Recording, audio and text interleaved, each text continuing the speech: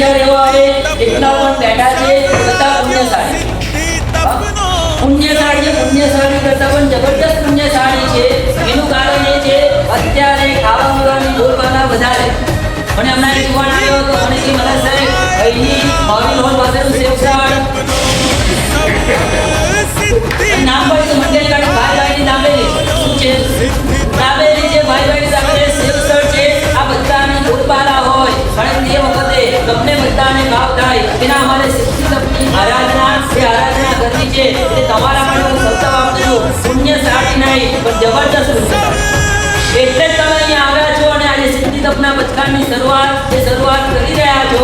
પણ હવે પચકાણમાં તમારે ટકી રહેવાનું. દરેક પચકાણમાં તમારા માટે એક પ્રસંગ રાખેલો છે. જેમ આખર સંવતમાં દર 4 દિવસે 8 દિવસે 15 દિવસે જે રીતનો અવસર હોય એ રીતના પરમ દિવસની બાજુમાં સવારે તમારે બધાએ આવવાનું. જમવામાં આ રીતના પચકાણ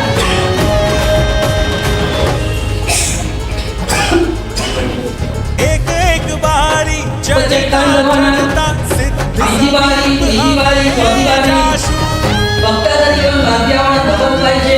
સ્મિતભાઈ મુંબઈથી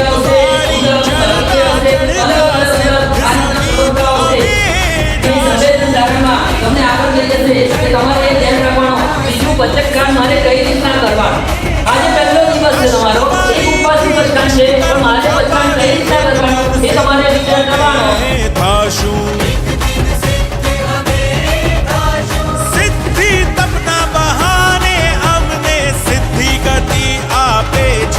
अवतार सिद्धि तपना बहाने हमने सिद्धि गति आपे छे अवतार सिद्धि